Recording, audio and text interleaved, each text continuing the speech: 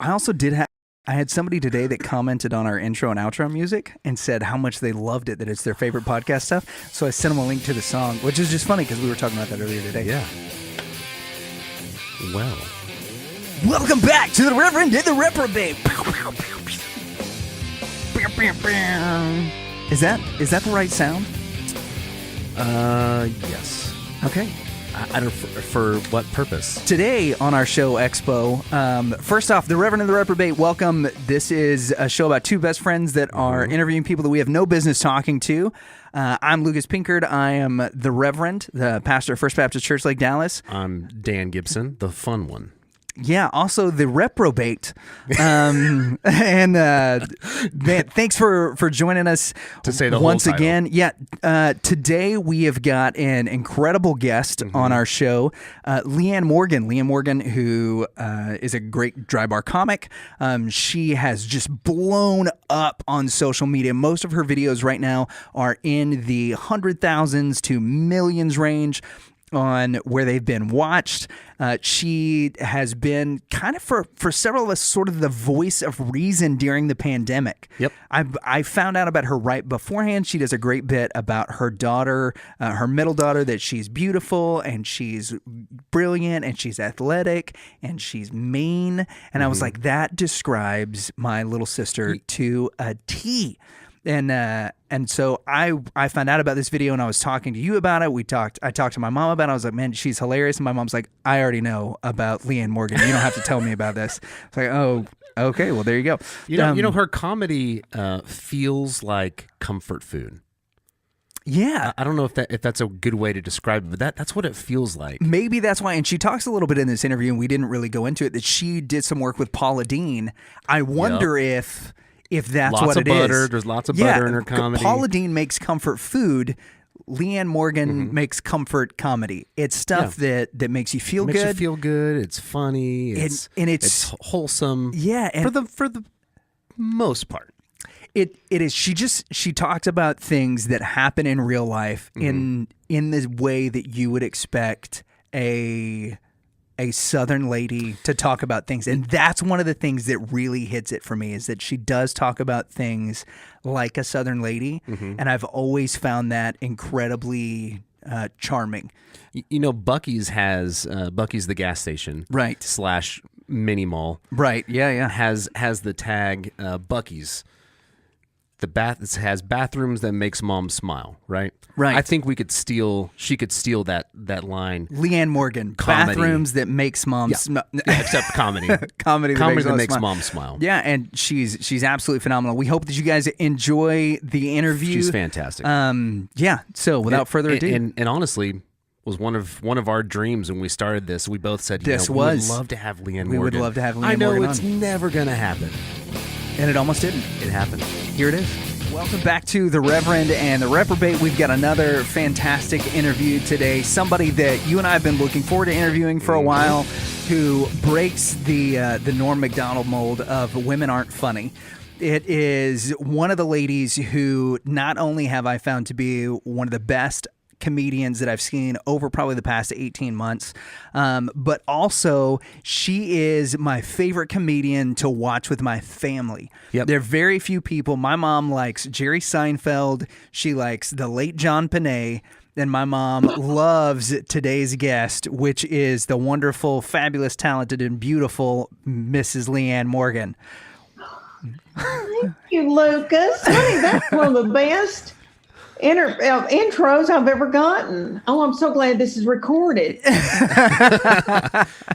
Well, we'll make sure to just send that out. We'll put a transcript of it and tell everybody that's how they got to describe you from now on.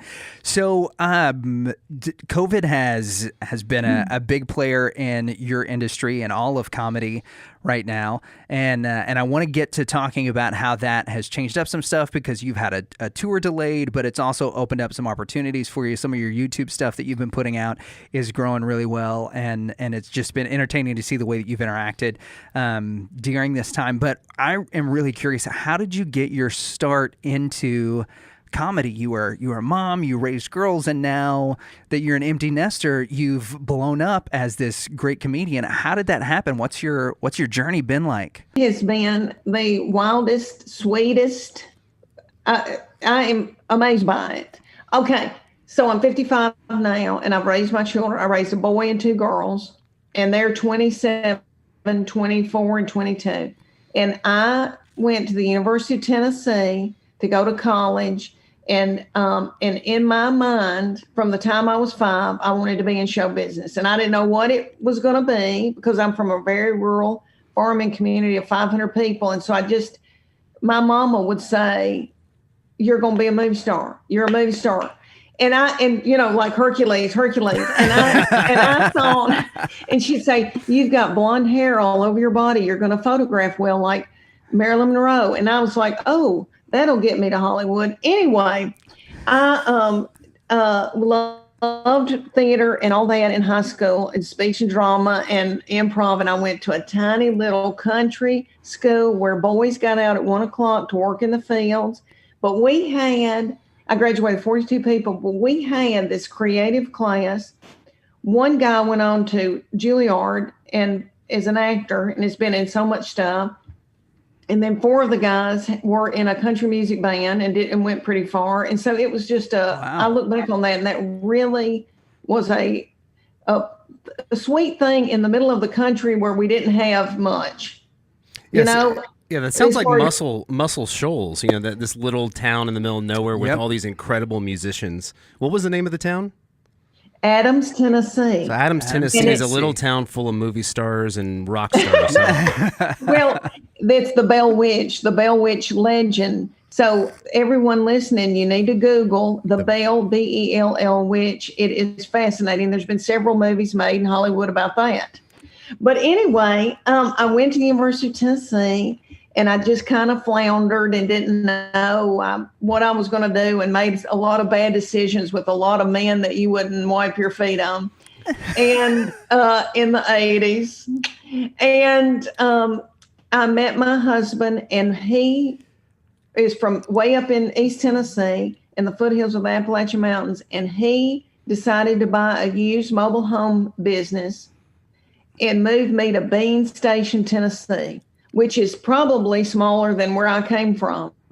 And this is the crazy thing.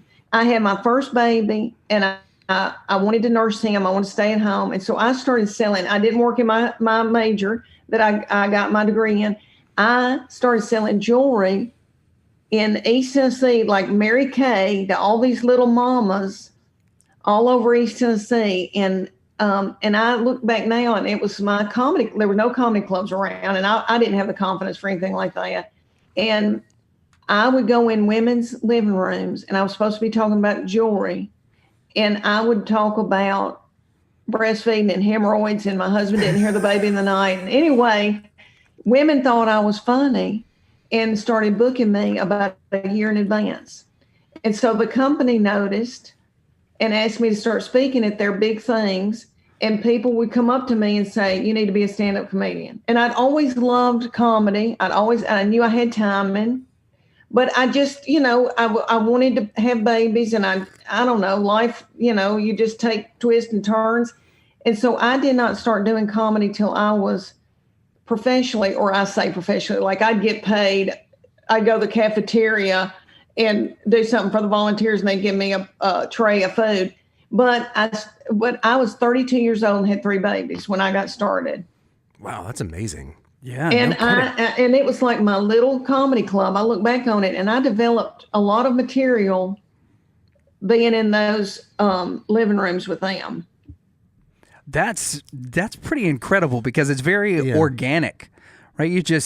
And your personality comes out a lot in your comedy. You're very forthcoming with a lot of just the stories and things that happen. And that's one of the things I really enjoy about it, is because it's relatable. We were just talking with Victor Dweck, who's another comedian. He's a sketch artist. And one of the things he talks about is how comedy that's relatable is really the best, and I think that's been one of the things that I've definitely enjoyed the most about it. And I recently got married in March, and as you have been something that my wife and I have watched often. We watched your special that's on VidAngel right now, it's great. It's about 45 minutes long. I want to encourage everybody to go watch that because you can watch it for free on VidAngel. They've got a really awesome program there. But as you're talking about, the different cycles in life and where those things go through, my wife is basically taking notes, and she's like, okay, I want to be as funny about this as Leanne was, so you're going to have to remind me of these things whenever I hit, these different things. My wife is 20. Oh man, I need to nail this. She's 22. Does her thyroid still work? Her thyroid is currently working. But she has told me that we're gonna take white flour off the menu because of Leanne's story. So, with your comedy career, so you started off in people's living rooms, just naturally being funny. Now you've moved it to a very successful comedy actor. You're being booked all over the country, and then COVID hits. So you're in the middle of the Big Panty Tour. COVID hits. What did that look like for you? Love that name, by the way. Yeah, the name is hysterical. Thank you. Yeah. I love a big pair of panties. To me, that says, get comfortable. We're going to have a good time. Okay, but I got to tell you, boys, that in between selling jewelry and, that's been about, people now say, oh, where'd Leanne Morgan come from? And she's an overnight success. But no, this has been about 18 years, and I've toured with different acts. I opened for Paula Dean. I've had 4 television deals for my own sitcom. Like, my career has gone up and down. Like, I do a lot for a little while, and then I couldn't get arrested. And then my kids went through middle school, and they were like, do not talk about me. And that was a very fly time. And then later in high school, they were like, we don't care. And now they're like, tell it, we don't care. But yes, the biggest thing in my career, I got this 100-city tour, and then the main COVID hit. And I was on the cusp. Like, they'd put about 17 shows on sale, and they had sold out. Mm-hmm. So at first I was going to do a 50-city tour, and then they came back and offered me 100-city. Wow. And so it's all over the United States. But before COVID hit, I was booked in comedy clubs. They were trying to see where I could sell tickets. And let me tell you this. A year before that, after the Dry Bar special came out that you're talking about on VidAngel, I couldn't sell tickets. Like, I got millions of views, and I think I got a lot of fans, but they weren't coming out to shows. They weren't buying tickets. Huh. Yeah. And so everybody, I would go to clubs, and they go, we love her, and she's sweet, and she doesn't get drunk and fight in the parking lot, but she can't sell tickets. And then all of a sudden, and I tell y'all what happened, my social media people put out that video of me talking about me and my husband going to Def Leppard and Journey, and how bad everybody looked because everybody's old. And that went like wildfire. And that's what turned it around. Really? I know it was. Yeah, I've watched that with my parents too, which we've been to. I went with them. You had mentioned something about Earth, Wind, and Fire. That's your jam. We went to several of their concerts. And it was the Chicago. same thing. It was It was all older folks, which I at the time was in high school or right in college. But it was the same thing. I saw people getting up and dancing a little bit and sitting down and walking around with inflammation. Yeah, the first time I ever smelled marijuana, I was, and this is a pastoral confession here. The first time I ever smelled marijuana is when I snuck out with some buddies to go to a Boston concert because we'd fallen in love with Boston. Yeah, Boston. And there are people my dad's age in front of us that lit up joints. It was the first time I'd ever seen it. And then one guy handed one to his wife, and she nearly died. She'd never tried marijuana before. We found out later that night. She took this big puff and had an asthma attack right in front of us during the song "Smokin'," and she was like, "This was the worst idea that I've ever had." But the trying to recapture your youth at concerts, that's one of the things I'm really looking forward to. Because the music that we listened to growing up is not going to age as well as the classic rock did. This stuff's so bad. You just imagine a bunch of 60-year-olds in a mosh pit running around in circles, punching each other. Terrible. It's going to be terrible. What did they Blink 52 or whatever? Blink 182. Yeah, what's my name again? That Travis song might Barker age well. Is not going to hold up either. No, there's no chance. So you stop the tour because of the bad COVID, the mean bad COVID hits, and your tour that is 100 cities long now hits the brakes. Now we have seen that you've got some new shows that are starting to book up as it's picking back up. Longview, Texas has already sold out, which is great. So that does mean that you're continuing to have a great following and that people are buying tickets. How did you pivot during COVID? Because one of the things that I've really loved watching are the new videos that you're putting out on your Instagram and your YouTube and your social media that you're doing, like with your kids and with your friends. You've got a new podcast that's really great. What caused that pivot, and how do you think you've been able to capitalize during this time? Honey, I wish I could tell you, Lucas, but I just, when this COVID hit, I started cooking. You know, I thought it was going to last about 2 weeks, and I watched The Tiger King. I was enthralled. My girls came home, and that was, fun for me. I was like, oh, what do y'all want to eat? And it was like a big slumber party. And I thought, oh, this, they said, just stay in a couple of weeks and it'll, we thought it wasn't going to last. And so I started cooking, and I just get on the back porch and talk about what I was cooking. And I would tell people everything's going to be all right. Cause I thought, good night. Everything's going to be all right. And people started sharing that and wanting to know what my recipes were.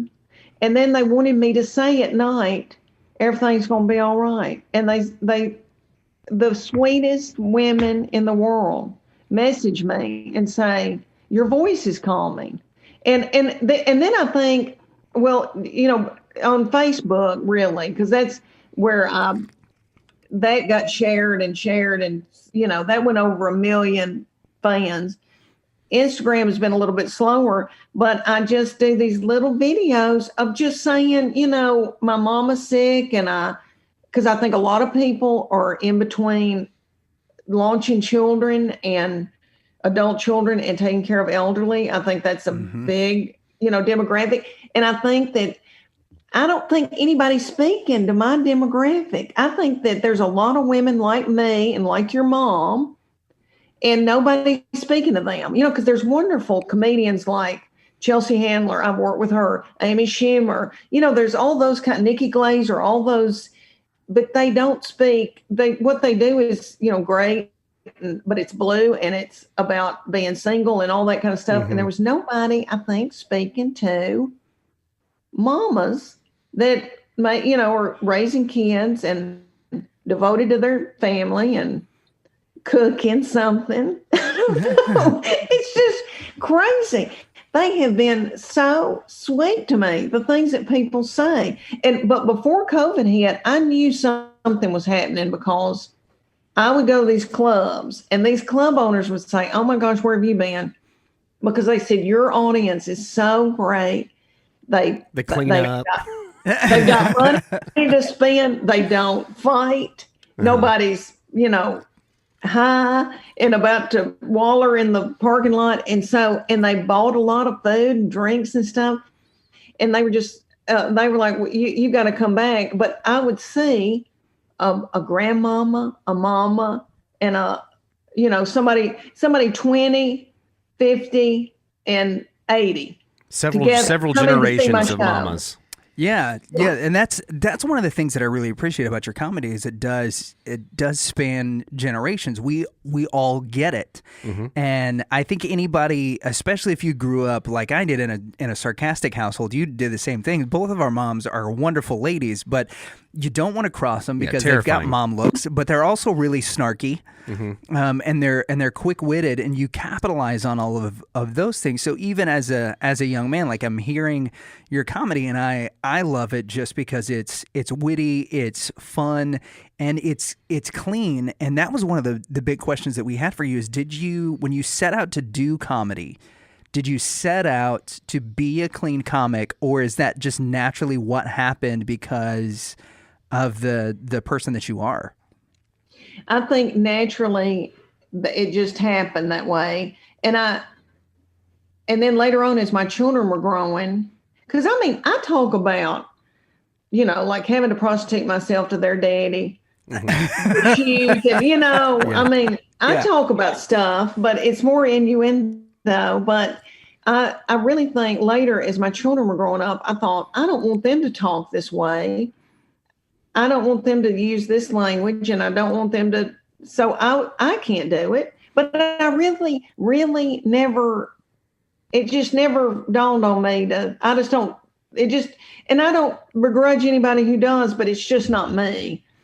I just don't write that way. I don't think that way. I just think of, babies out on the t-ball field and somebody pooped, or, what I think about and what I talk about is just, there's no reason to say all that. Mm-hmm. And so I think it happened naturally. And I think that as my children grew, I thought, I don't want to say anything that they would be ashamed of, or that I wouldn't want them to say. Yeah. Because I was, and they were in a Christian school, and oh my gosh, I was runner up. I'm always the bridesmaid, never the bride. I was in Funniest Mom on Nick at Night, and the Christian school came to me and they go, "We are going to shut school down. Nobody's going to learn anything. We're going to show you on Nick at Night." And I shook in my boots because I had a bet, and Jeff Ross, I don't know if you know who Jeff Ross is. Yeah. He's on Comedy Central. Okay. Mm-hmm. Darling. The Roastmaster General. Yep. Roastmaster General. He said, we need our own talk show, Leanne, and call it Heeb Hall. Because so funny. But anyway, I had a joke about on Sunday morning before we went to church, my husband always wanted to, you know what? And I would take one leg out of my pantyhose in the closet, and so that he would be in a good mood at church, and then take us to get chicken afterwards. And I got to tell y'all, it's a good one. It's a good bit. And Jeff Ross said to me, "Leanne, you got to do that bit. It's going to catapult you into fame." And I was like, I can't, because this Christian school, they're not going to have PE. Because they're going to watch me on Nick at Night. So I didn't do it. I thought, I cannot. And, my children have heard that since then. They're like, oh. But I said, it's true. Every bit of it's true. I said, you're daddy. So, okay. One of the things I do love, though, is the innuendo. Because when you say something like, my husband wanted to, he wants to get nasty, and then you talk about, the love languages and stuff like that. We know what you're talking about, and it's so much. I think it's so much more creative than just like saying the word, is because you've come up with a way to say it without saying it, and it helps not only because it's non offensive, but it also everybody gets it, and y'all know that we all get it, but now I'm not uncomfortable because somebody said sex while I'm sitting next to my mom and my grandmother on the couch, and I'm like, oh man. Yeah, I now relate. I now relate that with building bookshelves. Yeah. Yeah, but I would get uncomfortable with my little mom and daddy, and so yeah, I just think there's a way you can. That's just how I say it, and I don't know why. But I do know this. I don't compare myself to Johnny Cash, but I remember somebody interviewing Johnny Cash, and he loved the Lord and was saved. And he said, I have got to sing about prison, because people go to prison. I've got to sing about, he's hooked on drugs. He said, I am a Christian, I'm a believer, but I've got to talk about what is real. And so I feel like that. Like do a bit about buying a Miracle suit, bathing suit, and my friend bought one and she peed in it, and the Dillard's in the changing room. Some people don't want you to say pee, but we pee. And I don't think that there's anything wrong with us urinating in a bathing suit. We don't need to urinate in the bathing suit. As long as she bought it. You know what I mean? Yeah, so as long as she bought it and took it home instead of putting it back on the rack and getting a clean one. I know. Who knows what she did. Wow. But when I heard Johnny Cash say that, I thought, that's how I feel. Like I've got to talk about what is real. And that's real. Mamas and daddies, have to negotiate love languages. Right. Everybody's got to do what they got to do. So, my husband's up in the bedroom. I can hear him clearing his throat. He knows that, honey, he is a lot of testosterone on him, but very competitive and an overachiever. And so he's married to me, who is just, everything's a joke to me. Everything's fun. I didn't try in school. I was the one that told her, was talking and got everybody in trouble. But it's working for you now. It is. And isn't this crazy that I've been doing this? And I got to tell y'all, there were times when I thought, oh my gosh, I'm just going to hit it big. I had television deals with ABC and Warner Brothers. And, that my second deal was with Matt Williams that created Roseanne and Home Improvement. Oh, wow. And I mean, one of the biggest people in television. Oh, he's a doll. He's a doll. Y'all would love him. And so there were times when I thought, oh my gosh, this is it. And then now I look back and I think I would have had to move to LA. Ooh. I would have raised those children somewhere completely different. They wouldn't be who they are now, and I'm so glad. I look back on it and I think that's God's protection over us. Yeah, no kidding. So, because they were raised in Knoxville in a sweet community, and they're all darling, and who knows, they'd be wearing Prada shoes and doing Lord knows what. Wearing Prada shoes and smoking the devil's lettuce. Well, yeah, it seems like you mentioned there's been peaks and valleys in your career as you've been going, but it seems like you are picking up some serious steam. Tell us about your deal with Sony that you're working on. Okay, well, this is I'll tell y'all who found me, and he is darling. His wife found me on Facebook talking about how my middle child was so hateful, and she still can be. But they have 3 daughters, and he lives in Nashville, but he's the president of the Affirm arm of Sony. So that is the arm of Sony that does all the inspirational, like Tom Hanks' last movie with playing In the Neighborhood, Fred. Mr. Rogers. Mr. Rogers. Yeah. Mr. Rogers. And then Soul Surfer. And then they do a lot of those Kendrick boys that do those films. Yeah. So they did all of those, and he's been very successful. And anyway, he wanted to meet with me in Nashville, and he said that we just are big fans. And so we've pitched one show out in LA before the COVID hit, and everybody passed on it. And then he said, I'm not stopping. So I've got all new writers for a whole new thing, and they are so funny. And they did, I don't know if y'all ever saw with Billy Ray Cyrus on CMT, The King, something about. Oh, yeah. I cannot think of my name. But anyway, one of them lived with, was around Billy Ray Cyrus and Miley before she hit it big and all that. He also lived with Taylor Swift's family for a while. And so they've got this whole look into Nashville and the country music industry and all that. So it's kind of something to do with that. And it's a really neat concept. And so we're in the beginnings of that. We're developing characters and all that. And who knows? Getting a television show is it's easier to win the lottery than it is to get a television show on. No doubt. So, but it's fun. It's fun to be in the game. I've enjoyed getting to do this. Yeah, and so you said this is the 4th one that you've had in production.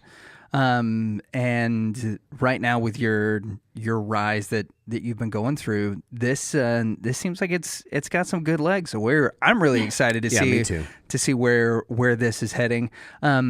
Is there a way that we can do? Who do we need to write letters to tell them sight unseen, buy this pilot and make this happen because we want to see Leanne's show? Because we'll do it. No. Well, thank you. And a lot of people said, "Oh, are you going to have a Netflix special?" And I think that I don't know if I'm the people that they have for Netflix specials, who I love all of them, like Ryan Hamilton. Have y'all ever watched Ryan Hamilton? I've not seen Ryan Hamilton. Oh my gosh, y'all would love him. Love him. His special Fortune Feimster. I mean, I just love comedy, and I love all those specials. Jim Gaffigan, Brian Regan, all of them.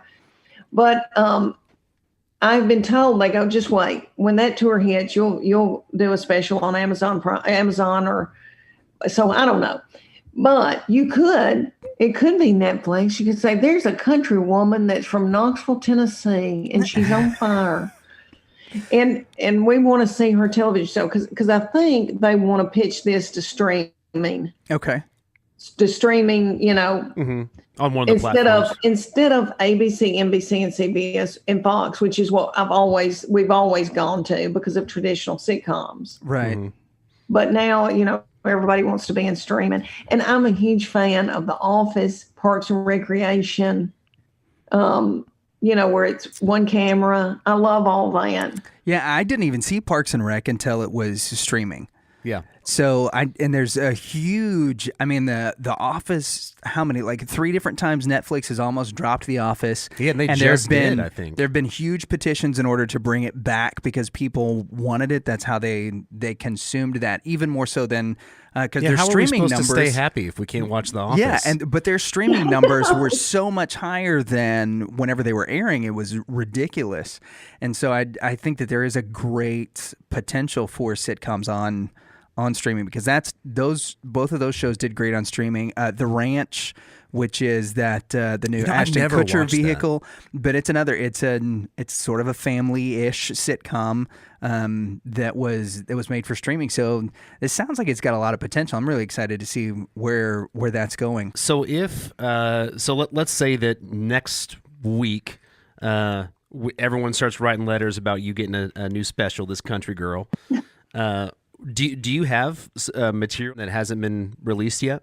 Yes, and I was working on a whole hour, and I had it, and then the COVID and then hit. This hit, yeah. And it has been taped in different clubs, and I have to go through that and watch myself, which is, I hate it. But I'm trying to piece it together because I didn't work for so many months that, if you're not working that muscle, I would think, what did I say? I can't even remember. And how did I do it? So I'm going to have to work again to get it. I do have it on film in a lot of places, but I had a whole new hour. Wow. And yes. It was just crazy when that happened. And I kept thinking, 2 months. My concert promoters would go, we're going to move them 2 months. Mm-hmm. And then we're going to move them another 2 months. And then here we are. But I don't know. What do you boys think? What do y'all think is going to happen? I have no idea. I don't know. I do know that we've got a couple comedian friends. One of them, Jeremy Nunez, told us that he had the same thing. He had a show in 2020, a tour lined up in, I think he said May. Yeah. And it ended up just getting pushed back, and now it's May 2021. And I've heard other comedians, to stay sharp, they've been doing Zoom calls where they do their set over Zoom for big corporate meetings or something. And how odd it is in this time where everyone's muting their computers and you're just essentially doing your set with no feedback from the audience. Like, have you experienced any of that? I've not done that because I've got a good friend who has done it, and she said it's like a slow death. And so my manager has said, Leanne will be on she can do your event, but it needs to be a question and answer because she can't stand in the living room and talk to the computer. Yeah. I just, I'd pass stuff up because I just thought it would be excruciating. So I've done a lot of question and answer and, but not, I say it, not a lot because, I don't know. It just freaked me out, but I've been able to work a little bit here and there. There will be a comedy club, a small venue that will socially distance and only have like 30% capacity or 50% capacity. And especially in the summer, in the fall, before it got so bad again. Like, I don't know if anybody's going to do anything in January and February because it's so, ramped up. But I did, some clubs in the South and Omaha, Nebraska. And had wonderful crowds. They, people wore masks.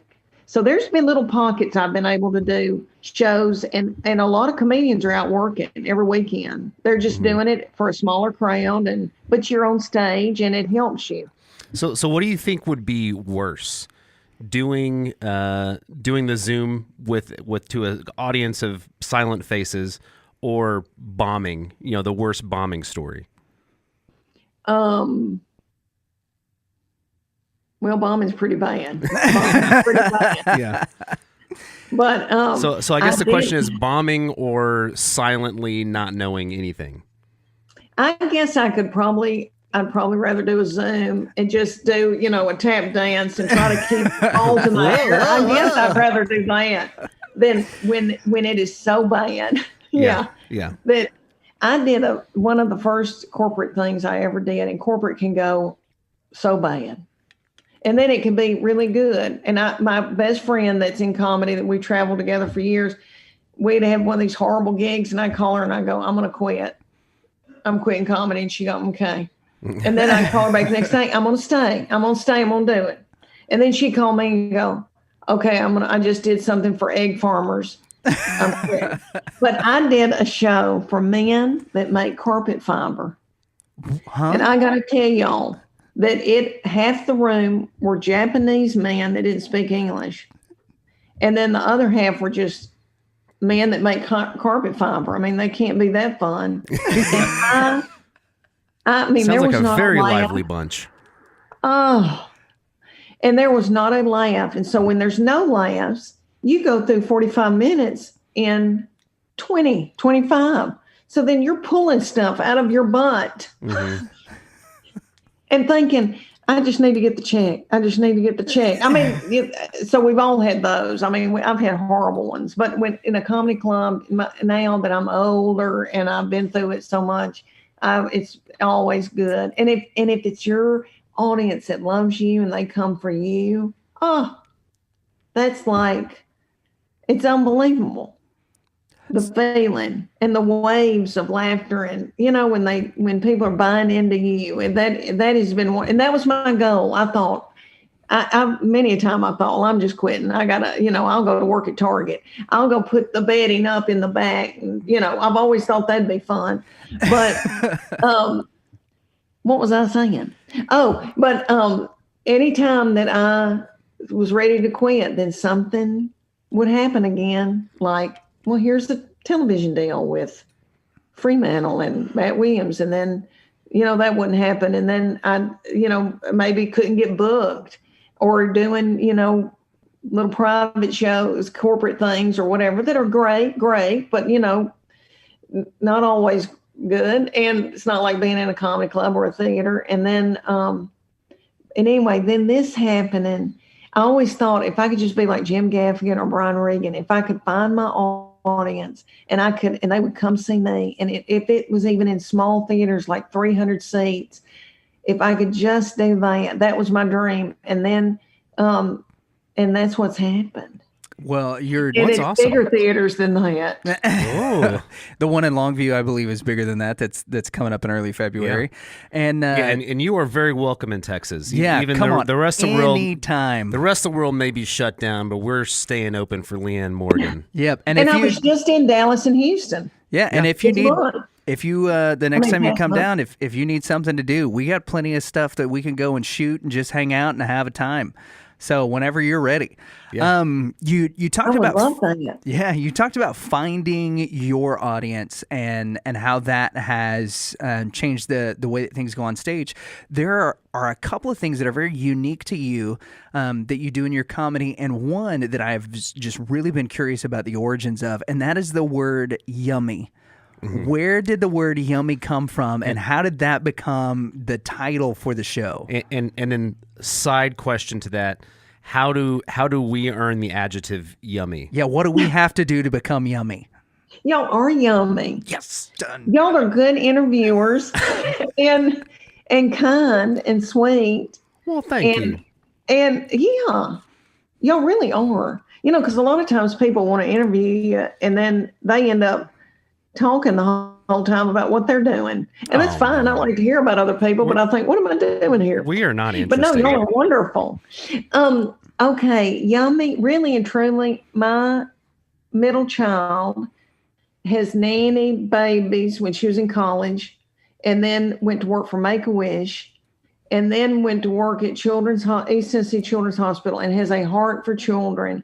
And I have always been very nurturing and kissed my babies in the mouth. I nursed a long time.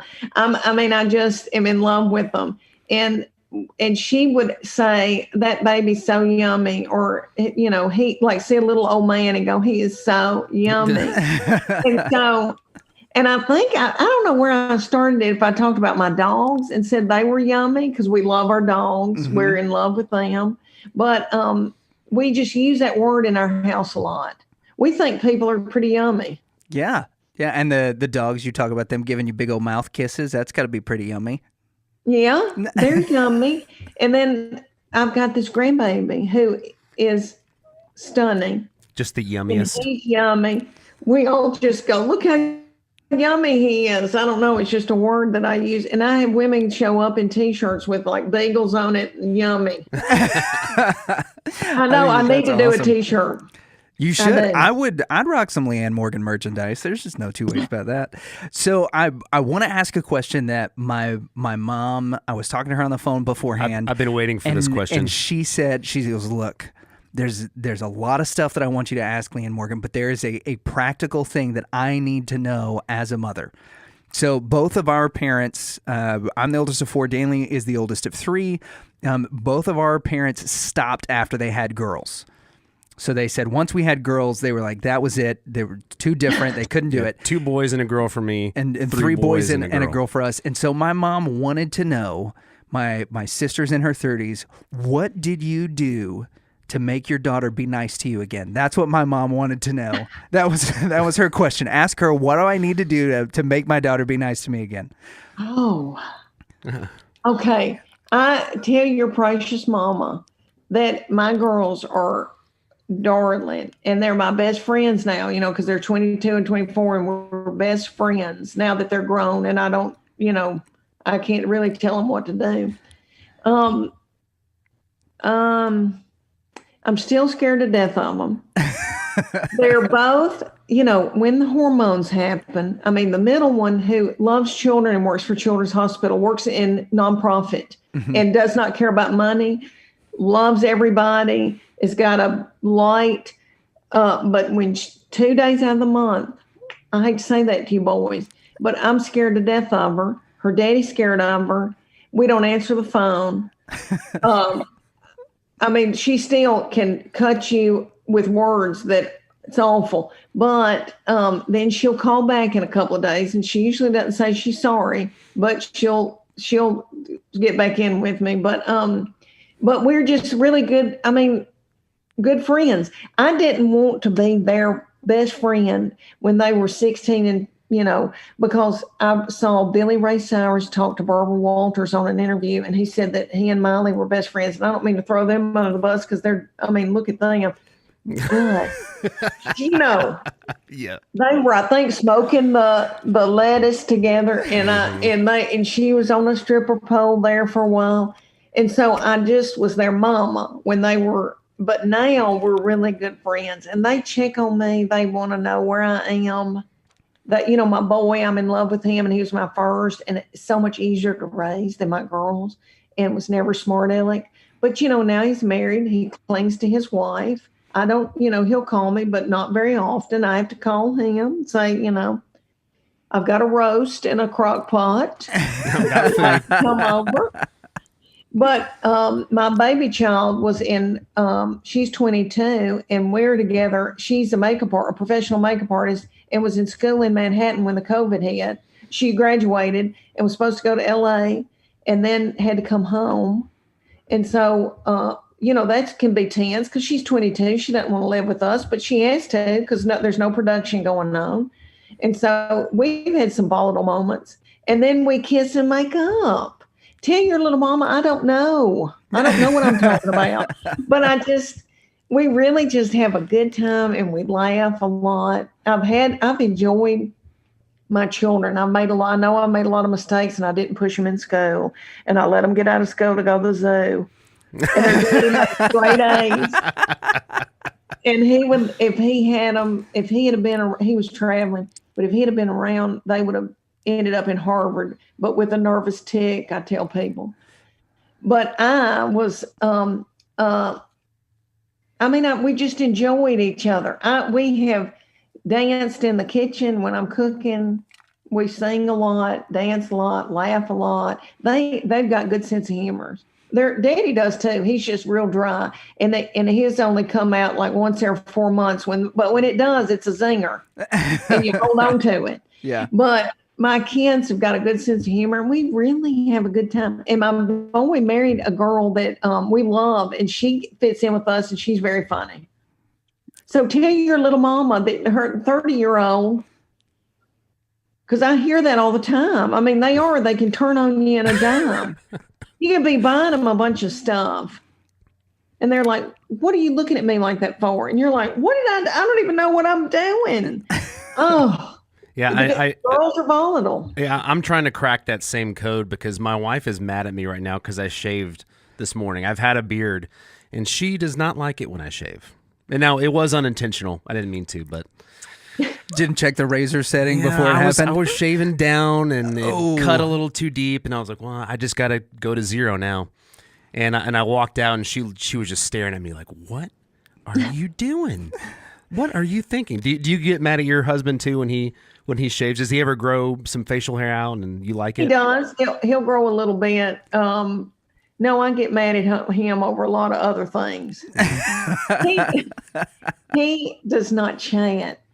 And very introverted, and there's nothing wrong with that. But I had all these kids, and then we became empty nesters. And I thought, oh my gosh, he really doesn't talk.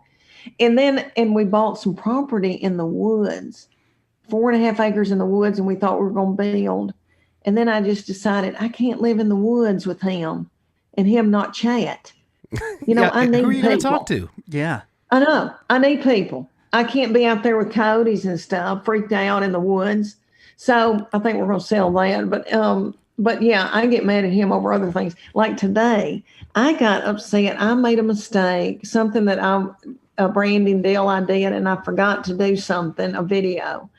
And it just tore me up because that's not like me. And I just overlooked something, and they told me today, you didn't do that.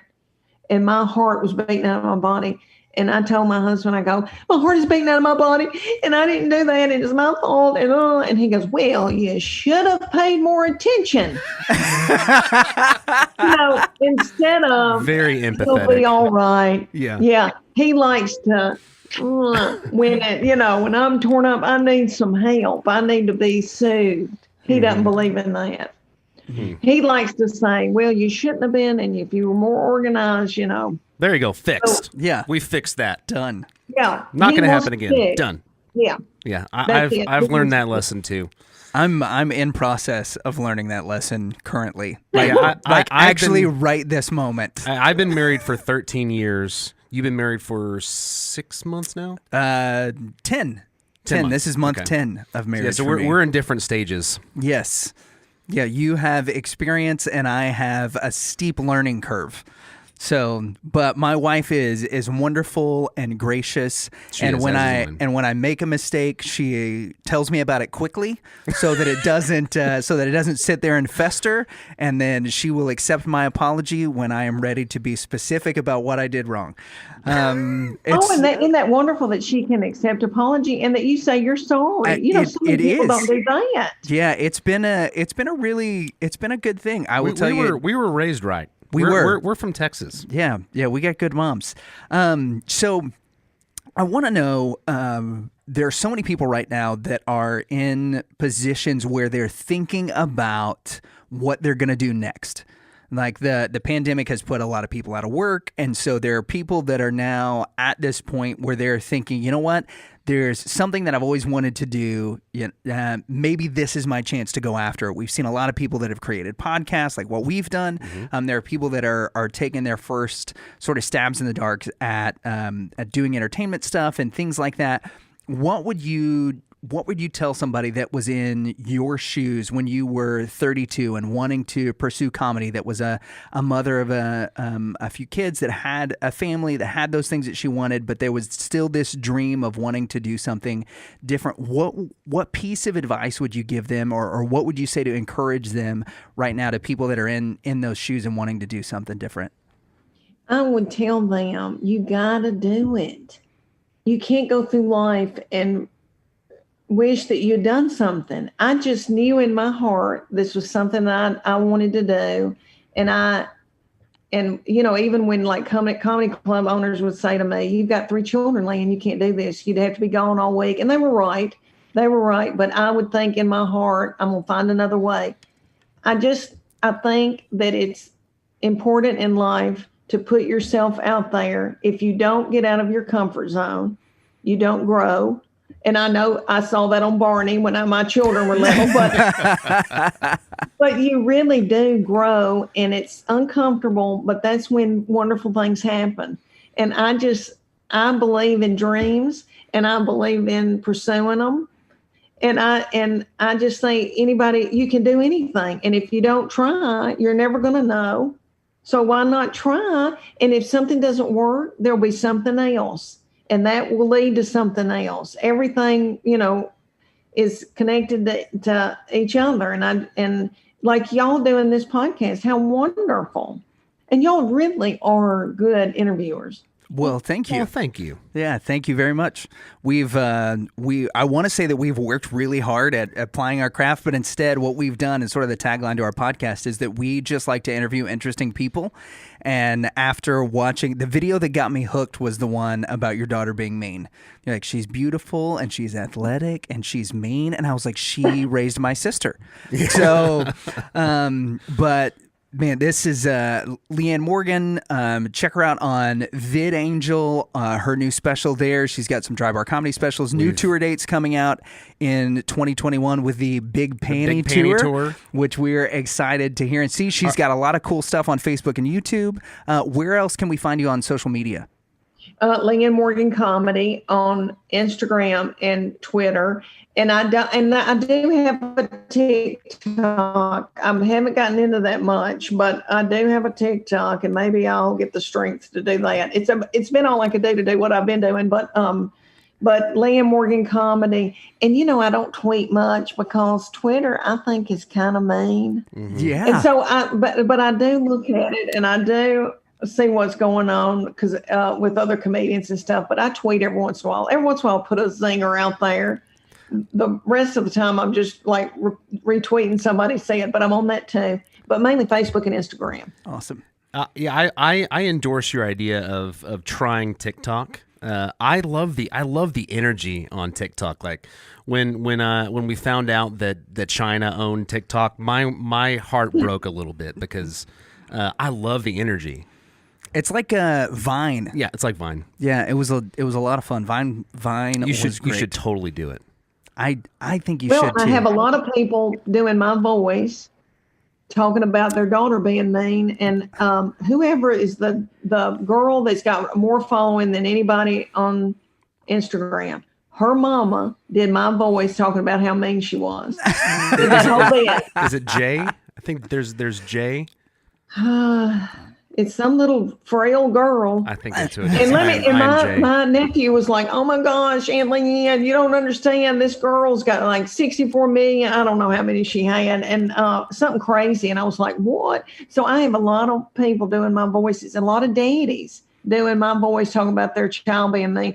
And my baby, she'll watch recipes and like how to get paint out of a coat. I mean, just crazy stuff on TikTok. But I gotta get. I'm not used to that. And I didn't want China, I didn't want them to be over us. And did we get out from under that with them with TikTok? I think they're still working on it. Yeah, I have no idea. Yeah. I ended up deleting TikTok, and then I got so sad that I was like, I don't care. I just re-downloaded TikTok and started watching it again. We'll let the Chinese track us if they need to. Yeah. It's not like Apple doesn't already know every move that we make anyway, so... Yeah. Isn't it the truth, boy? It is. Well, hey, Leanne, thank you so much for your time tonight. We've absolutely loved having you on. Make sure that you guys check out Leanne's stuff and support her. This has been an absolute blast. We appreciate it. You've been a gem. Yep. Well, y'all have been darling and precious, and I can tell y'all were raised right. And I've had a ball. Well, good. Thank y'all so much. Leanne freaking Morgan. That was surreal. LFM. I don't think we're going to put that on anything. Yes. That was kind of surreal for me. I don't know. How was it for you? Oh yeah. It's odd to have. Well, you know, my thyroid's acting up, and I had a little bit of a hot flash, and she came on. I just felt thrown. You know, it's not often in these interviews that we've done, and we've interviewed some really incredible people. David Baker, Stephen Mansfield, heroes of mine, Doug TeNapel, another guy that's just a force to be reckoned with in his field. Yeah, what are we doing? I was a little starstruck by Leanne Morgan. I'm not gonna lie.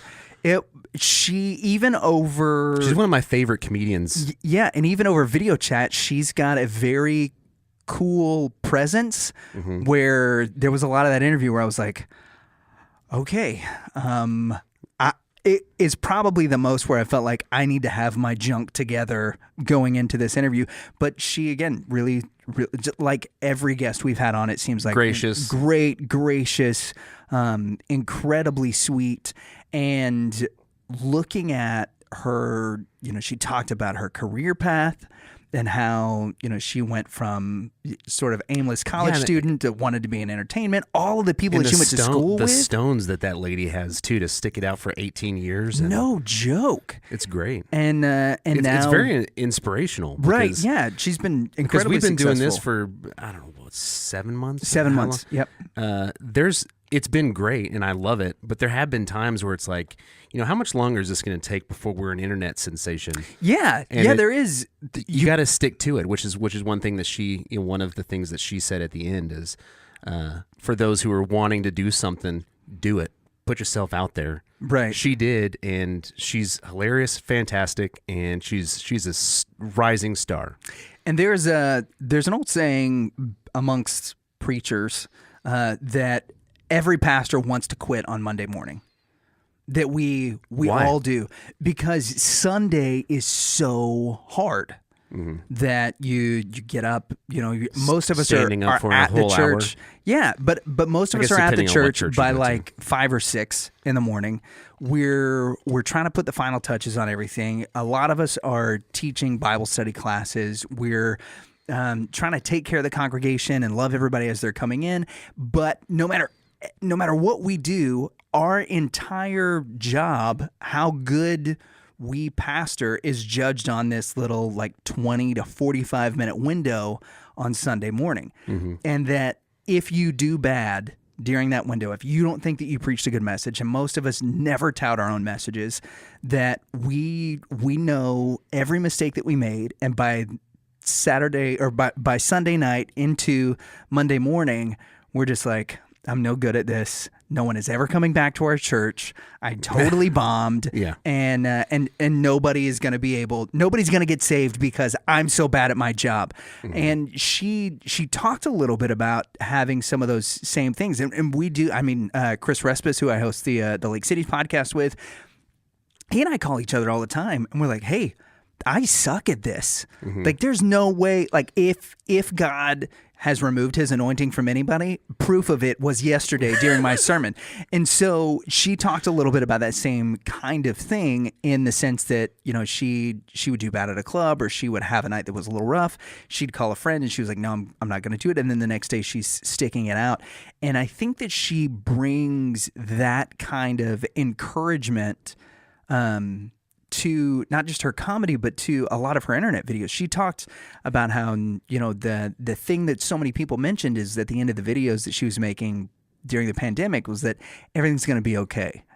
And that little bit of just encouragement and reassurance and all of that, I think, is really what makes her so dynamic especially in a field right now where we're seeing so many comedians that are going the other way. There was a couple of guys. It might have been the guys in the Babylon Bee. Yeah. That they said that the people that are doing late night, and we talked about this a little bit with Victor Dweck as well. Mm-hmm. The people that are doing late night are no longer telling jokes. They are saying things in order to get applause from the audience. Mm-hmm. Right?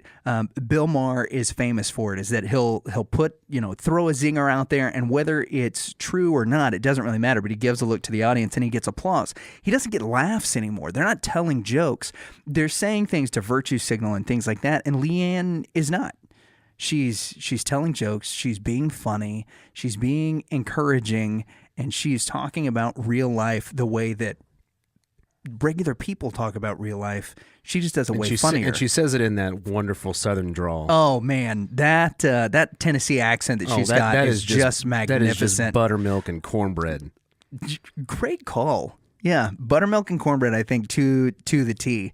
And it was not just such a blast to have her on, mm-hmm. But to realize over the course of the interview how much work and time and effort she's put into this mm-hmm. is pretty incredible. You've been married now for 13 years. Your wife is also a mom, mm-hmm. right?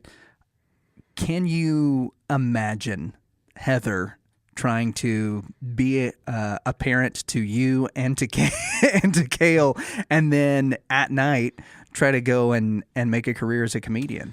Oh, she's hilarious, but she would never want to do that. So, right. So in the situation, imagining that, sure, man, that is a tough gig. Absolutely. And yet, not only is she doing it, she's sticking it out. She's doing it successfully. Yep. You talk about being inspirational. We've got a lot of people that we mentioned at the beginning of the interview that there are so many comedians that are like, well, women just patently aren't funny. Mm-hmm. And she doesn't go the route that so many comedians do. She doesn't try to work blues. She doesn't try to be raunchy. She's not trying to play anybody else's game. She's being herself. And I have to say that's why she's hilarious. Yeah, and that's why she's so popular. That's the secret to her success. Yeah, I think. I agree, and I think one of the things for me is that being a young married guy in my mid-30s that is a pastor, I'm in a totally different area of life. I'm childless right now. Lord willing, that'll happen someday in the future. But I can look at Leanne's story and draw inspiration from it because of her tenacity, mm-hmm. Because of her success, but also because of the attitude and the joy that comes with it. And I think that is such an amazing part about who she is, and one of the things that I think really came through in the interview that was just great. I agree. I think I've said this a million times, but it's my favorite part of what we're doing is we get to meet really cool, great people. And the headlines for me for this interview, is we made a new friend and she thinks we're yummy. It does not get much better than that. I'm gonna have to agree with you on that. I mean, there have been enough, let's just say, weird places where we've ended with a guest where we're like, we really don't know where we stand here. Yeah. But Leanne did say that we were yummy, which I think was the goal for both of us. Of course it was. I did want to ask her, and I chose not to, but I really wanted to know who's yummier. Because we're both competitive too. Yeah. Who's the yummiest of the two of us? That'll be in part 2. Do you think you're going to win that? No. I do not. I shaved, number 1, and number 2, you are an adorable pastor. So, no, there's no way I'm going to win. But I still want to know. I do too. So, next time that we interview Leanne Morgan on the Reverend and the Reprobate, mm-hmm. who's yummier? That just feels so weird to say. It does. That feels so weird to say. Well, hey, thanks for checking it out. Subscribe, comment, ding that little bell notification.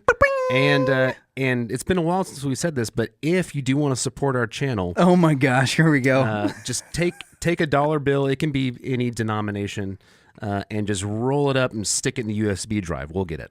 Yeah, and while you ruin your computer, remember to check out Leanne Morgan on Facebook, on Instagram, possibly on TikTok. She's got a Twitter. Look at her stuff on VidAngel, and be checking out her website so that you can see when the new tour dates are coming out for the Big Panty Tour. Make sure that you support her and what she's doing. Amazing at naming things. She is. Her podcast, Sweaty and Pissed.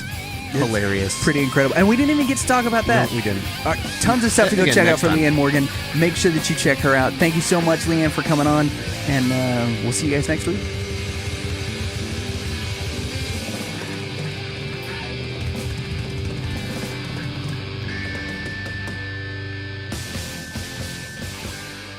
Because I think y'all are so sweet. I don't know. Okay.